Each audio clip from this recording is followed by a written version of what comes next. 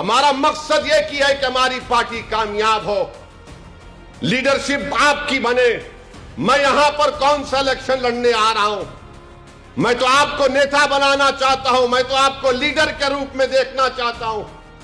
अगर कोई पूछे कि कल तुम मर जाओगे, बताओ तुम्हारी ख्वाहिश क्या है, तो मैं कहूंगा कि मेरा खातिमा ईमान पे हो और गुजरात में मेरी कोई पार्टी का नेता बन जाए जो उन गरीबों की बेबाक आवाज बन सके। और ये मुखालिफीन मजलिस, ये तो उस दुल्हन से भी बदतर है जो अपनी शादी से पहले मेहंदी लगाकर बैठती है कि मेरे मेहंदी सूख जाए।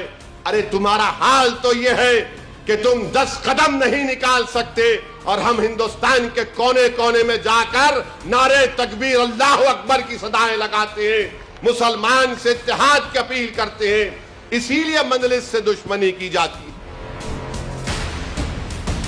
जालिमों, तुम हमारे जज्बे को नहीं जानते। जिस दिन तुम जान जाओगे ना, तुम शर्मिंदगी के समंदर में डूब जाओगे। मजलिस क्या है मैं आपको बताता हूं। बिहार में इलेक्शन हो रहे हैं। हमारे 4 एमएलएस को 5 साल पहले 5 जीत कर आए थे। यही कांग्रेस और राजद के लोगों ने मेरे 4 एमएलएस को खरीद लिया, तोड़ लिया और ये समझे कि मजलिस के एमएलएस को तोड़ने से मजलिस कमजोर पड़ जाएगी। हम मेहनत करते रहे, इलेक्शन आया, हमने कहा आओ हाथ मिला लो हमसे। बीजेपी को रोकते हैं बिहार में। अवाम ने पूछा कि ओवैसी तुम्हारे एमएलएस को उन्होंने तोड़ा है। हमने कहा तोड़ा जरूर है, मगर हम बीजेपी को रोकना चाहते हैं। और हमने कहा उन्होंने एमएलएस को तोड़ा है, मगर बिहार की सीमांचल की जनता ने जो रिश्ता मजलिस इत्तेहादुल मुस्लिमीन से कायम किया है, वो इन एमएलएस के जाने से टूटने वाला नहीं है। और अल्लाह ने हमारी बात को सच साबित किया। वो 5 एमएलएस हम दोबारा जीत गए और इल्जाम मुझ पर लगाते हैं। मैं तो हाथ फैलाया था, तुम्हारे सामने बढ़ाया था कि आओ मिलकर मुकाबला करते हैं, तुमने नहीं समझा। और जब इलेक्शन हो रहा था, मैं बता रहा हूं मजलिस के जिम्मेदारों की मजलिस से मोहब्बत को। मजलिस का एक जिम्मेदार मेरे सामने बैठकर अपनी बेटी को कहता है, ये कहता है अपनी बेटी से, उसको बेटी को एक ऐसा मर्ज हो चुका था कि डॉक्टरों ने कहा कि फौरन इसका ऑपरेशन करना पड़ेगा। बेटी बाप से कह रही कि अब्बा आप आ जाओ, मैं ऑपरेशन आपके आने के बाद कराती हूं।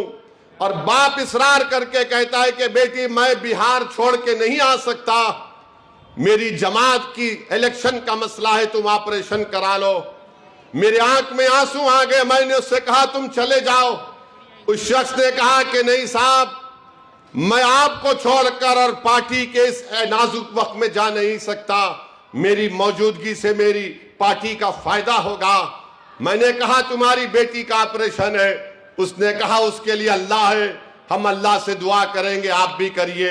उस बच्ची का ऑपरेशन हुआ, कामयाब हुआ। मैं इसके लिए जीता हूं, इन जमात के जिम्मेदारों के लिए जीता हूं जो अपनी औलाद की फिक्र किए बगैर हैदराबाद से 1400 किलोमीटर दूर एक मुकाम पर ठहर कर यह कह रहा है कि मजलिस को कामयाब करना है। जालिमों, तुम हमारे जज्बे को नहीं जानते। जिस दिन तुम जान जाओगे ना, तुम शर्मिंदगी के समंदर में डूब जाओगे। हमारा मकसद यह कि है कि हमारी पार्टी कामयाब हो, लीडरशिप आपकी बने। मैं यहां पर कौन सा इलेक्शन लड़ने आ रहा हूं? मैं तो आपको नेता बनाना चाहता हूं, मैं तो आपको लीडर के रूप में देखना चाहता हूं। अगर कोई पूछे कि कल तुम मर जाओगे, बताओ तुम्हारी ख्वाहिश क्या है, तो मैं कहूंगा कि मेरा खातिमा ईमान पे हो और गुजरात में मेरी कोई पार्टी का नेता बन जाए जो उन गरीबों की बेबाक आवाज बन सके। मेरे अजीज दोस्तों और बुजुर्गों, ये तड़प और फिक्र लेकर हम लड़ते हैं। और ये मुखालिफीन मजलिस, ये तो उस दुल्हन से भी बदतर है जो अपनी शादी से पहले मेहंदी लगाकर बैठती है कि मेरे मेहंदी सूख जाए। अरे तुम्हारा हाल तो ये है कि तुम 10 कदम नहीं निकाल सकते और हम हिंदुस्तान के कोने कोने में जाकर नारे तकबीर अल्लाह अकबर की सदाएं लगाते हैं, मुसलमान से इत्तेहाद की अपील करते हैं, इसीलिए मजलिस से दुश्मनी की जाती है। ये नहीं चाहते कि तुम्हारा कोई लीडर बन जाए।